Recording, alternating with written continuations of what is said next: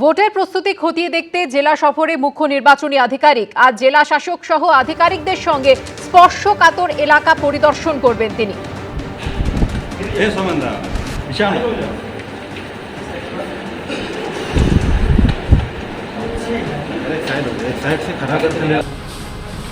अरे भाई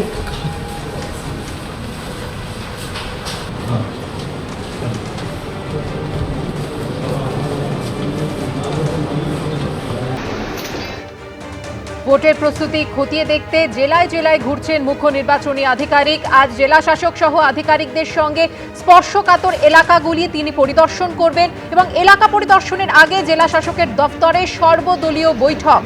বিটন চক্রবর্তী আমাদের সঙ্গে রয়েছেন এই মুহূর্তে টেলিফোন লাইনে। বিটন, কি জানতে পারছো আজ মনোজ আগরওয়ালের কর্মসূচি সম্পর্কে? দেখো সুবর্ণ, তুমি জানো যে গতকালই কিন্তু রাজ্যের মুখ্য নির্বাচনী আধিকারিক তিনি কিন্তু জেলায় এসে পৌঁছেছেন। সঙ্গে যেরকম ভাবে এডিজি ওয়েস্টার্ন রয়েছেন, ডিআইজি মেদিনীপুর রেঞ্জে রয়েছেন এবং অন্যান্য প্রশাসনিক আধিকারিকরাও তারা সঙ্গে রয়েছেন। গতকাল যেভাবে জেলার সমস্ত পুলিশ আধিকারিকদের সঙ্গে বৈঠকের পর আজকে সকালবেলা কিন্তু তিনি জেলায় যে সমস্ত রাজনৈতিক দলের প্রতিনিধিরা রয়েছেন তাদের সঙ্গে এক প্রস্ত সেখানে বৈঠক করেন। এরপরেই কিন্তু তারা জেলায় বেশ কয়েকটি স্পর্শকাতর এলাকা, যেটা তিনি গতকালই জানিয়েছিলেন যে তিনি ভিজিট করবেন, সেই জন্য কিন্তু তিনি এই মুহূর্তে জেলা শাসকের দপ্তর থেকে বেরিয়ে পড়েছেন। এবং যেটা আমরা সূত্র মারফত জানতে পারছি যে প্রথমেই কিন্তু তারা নন্দীগ্রামে যাবেন এবং নন্দীগ্রামে তার যে সফরসূচি আমরা জানতে পেরেছি সেখানে যেরকম ভাবে চিল্লগ্রাম রয়েছে এবং যেরকম ভাবে বঙ্কিম মোড় রয়েছে, যেরকম ভাবে কেন্দামারি এলাকা রয়েছে। এবং তুমি জানো যে এই চিল্লগ্রামে কিন্তু ভোট পরবর্তী হিংসা মামলা একজন কিন্তু বিজেপি কর্মী সেখানে কিন্তু মৃত্যুর মতন, খুনের মতন ঘটনা ঘটেছিল এবং এর পরবর্তীকালে বেশ কয়েকটি জায়গাতে কিন্তু অশান্তির ঘটনা ঘটেছিল।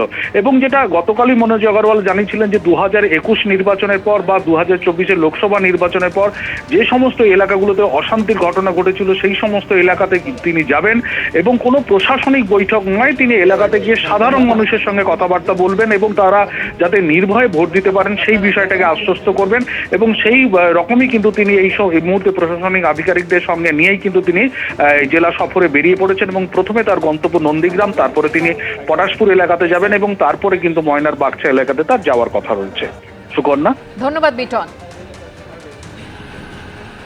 ভোটের প্রস্তুতি খতিয়ে দেখতে জেলা সফরে মুখ্য নির্বাচনী আধিকারিক আজ নন্দীগ্রাম, পটাশপুর, ময়নার বাগচা এলাকায় যাবেন সিইও এবং এলাকাবাসীর সঙ্গে কথা বলার পাশাপাশি এলাকা ঘুরে দেখবেন তিনি।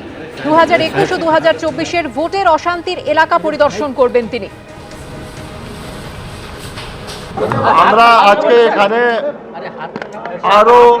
ARO, OC, SDO, SDPO, additional SP, DIG, IG, ADG, DM and central paramilitary force যে কমান্ডার আছে সবাই সঙ্গে, আর আমাদের ইসিআই থেকে অফিসার এসছেন, আমার অফিস থেকে এসছেন। আমরা এখানে প্রত্যেক লোক সঙ্গে মিটিং করতে চেয়েছিলাম। 16টা অ্যাসেম্বলি সিট আছে, প্রায় 40 লাখ থেকে বেশি ভোটার আছে। এখানে সুষ্ঠুভাবে ইলেকশন করতে হবে, ফ্রি ফেয়ার পিসফুল ইলেকশন করতে হবে। প্রত্যেক মানুষ যেটা আছে ইচ্ছা মতন ভোট দিতে পারবে, কোনো ভয়বৃত্তি থাকবে না। আমরা এটাই নিয়ে আজকে মূল্যায়ন করতে এসেছিলাম। আগামীকাল আমি ডিএম সাহেবের ডিসপোজাল আছি, যেখানে যেখানে ম্যাক্সিমাম ল অর্ডার হয়েছিল 2021 ইলেকশন পরে, 24 ইলেকশন পরে, ওখানে ডিএম সাহেব আমাকে যেখানে নিয়ে যাবেন আমরা যাব। আমরা খুব বেশি কোনো গভর্নমেন্ট অফিস যাব না, মাঠে যাব। আমরা দেখবো এখানে মুভমেন্ট কী হচ্ছে না হচ্ছে, পাবলিক সঙ্গে মিটিং করব, পাবলিককে আমরা আশ্বাস দেবো কি এখানে কোনো প্রবলেম নেই। আমরা প্রত্যেক লোককে চান্স দেবো কি ফ্রি অ্যান্ড ফেয়ার ইলেকশন হবে। আমরা গোটা মেশিনারি যেটা আছে আমাদের একদম তৎপর আছে, একদম ফ্রি অ্যান্ড ফেয়ার ইলেকশন করায় যাতে। মুখ্য নির্বাচনী আধিকারিকের জেলা সফর নিয়ে কি প্রতিক্রিয়া দিলীপ ঘোষ এবং ফিরহাদ হাকিমের, দেখুন পরপর। আল্লাহর ঘটনা চোখে আঙুল দিয়ে দেখিয়ে দিয়েছে সবাইকে যে কি পরিস্থিতিতে পশ্চিমবঙ্গ আছে। আর আমরা গত 10 বছর ধরে কি পরিস্থিতি লড়াই করেছি, 300 জন প্রাণ দিয়েছে। আমরাও বারবার বলছি এবং জানাবো সব ঘটনা। নির্বাচন কমিশন আসুন, বিচারকরা আসুন, দেখুন বিচার ব্যবস্থার বিচারকদের যদি আটকে রাখা হয় তাহলে কোথায় বিচার ব্যবস্থা কি কাজ করবে? কোথাও কোনো সন্ত্রাস নেই, কোথাও মুক্ত করার দরকার নেই। মনো আগরওয়াল পুরনো আমলা, তিনি জানেন ভালো করে বাংলায়। এখন ওই ভ্যানিশ কুমারকে স্যাটিসফাই করার জন্য সন্ত্রাস বাংলায় কোথাও নেই। সন্ত্রাসবাদী যদি কেউ থাকে সেটা হচ্ছে বিজেপি পার্টি, যারা সন্ত্রাসকে কালচারটাকে নিয়ে আসছে, যেখানে হয়তো এত মানুষকে এত মানুষকে খুন করেছে তারা গুজরাটে, এখনো যোগীর রাজ্যে খুন খারাপি চলছে। এই যে সন্ত্রাস সারা ভারতবর্ষ জুড়ে চলছে ডবল ইঞ্জিন সরকার, সেই সন্ত্রাসটা ওরা দেখুক। বাংলায় কোথাও সন্ত্রাস নেই। এখন যেটা আছে সেটা হচ্ছে ওদের স্পন্সার্ড যারা ওদের বিজেপির দ্বারা স্পন্সার্ড, তারা বাংলাকে অশান্ত করার চেষ্টা করে। শান্তিপূর্ণ ভোট হলে সব আসন তৃণমূল কংগ্রেস জিতবে।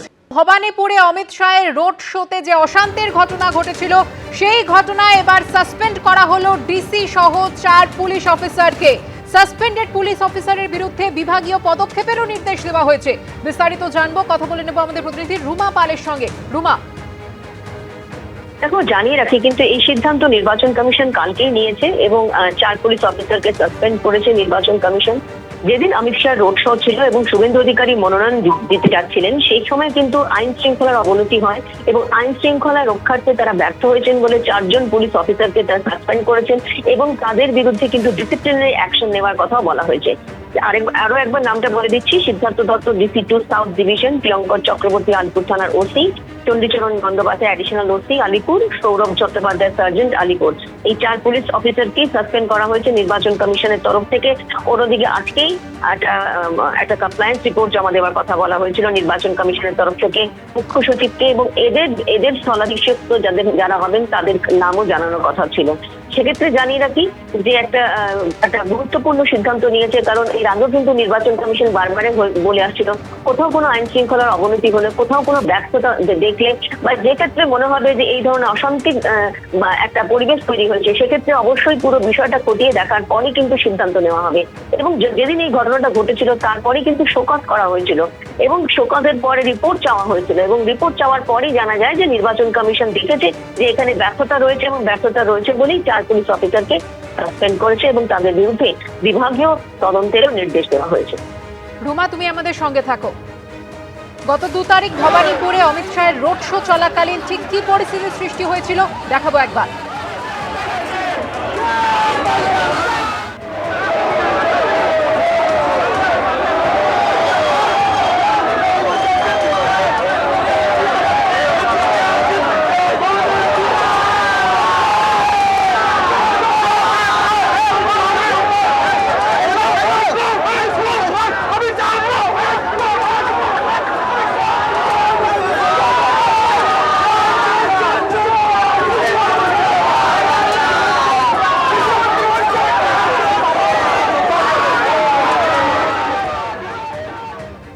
আর এই ঘটনা নিয়ে শুভেন্দু অধিকারী তিনি মন্তব্য করেছিলেন যে ডিসি সাউথের নেতৃত্বে ওদের নির্দেশে এগুলো হয়েছে, এবারে আমাকে যেখানে বাধা দেবে আমি থানাতে গিয়ে বসে থাকবো। ডিসি সাউথের নেতৃত্বে ওদের নির্দেশে এগুলো হয়েছে, এবারে আমাকে যেখানে বাধা দেবে আমি থানাতে গিয়ে বসে থাকবো। আমি বলে দিলাম, আমাকে যেখানে বাধা দেবে, নয় লালবাজারে অজয় নন্দের সামনে, নয় থানার সামনে, আমি সারা রাত্রি ধরে বসে থাকবো। গণতন্ত্র বাঁচানোর এই লড়াইতে মানুষই জিতবে। আর এই অশান্তির ঘটনায় পুলিশ আধিকারিকদের সাসপেন্ড করার ঘটনা নিয়ে ফিরহাদ হাকিম কি জানিয়েছেন দেখুন। এখন আমাদের যেটা ভ্যানিশ কুমার সাহেব, উনি এখন গব্বর সিং এর পার্ট নিচ্ছেন। থ্রেট কালচার, অর্থাৎ অফিসারদের থ্রেট করব, বিজেপির হয়ে কাজ না করলে থ্রেট করব, গণতান্ত্রিক উপায়ে কেউ প্রোটেস্ট করলে থ্রেট করব, অফিসারদের আতঙ্কে রাখবো, যাকে তাকে সাসপেন্ড করব। আরে কোন দিন আপনি নিজে সাসপেন্ড হয়ে যাবেন, কোন দিন আপনি নিজে ইমপিচমেন্ট হয়ে যাবেন? শুধু বাবারা রয়েছে বলে পার্লামেন্টে বেঁচে আছেন, না হলে আমাদের তুলতে দিল না, তুললে তো আপনি নিজে ইমপিচমেন্ট হয়ে যেতেন, আপনি নিজে সাসপেন্ড হয়ে যেতেন। এবিপি আনন্দ, এগিয়ে থাকে, এগিয়ে রাখে।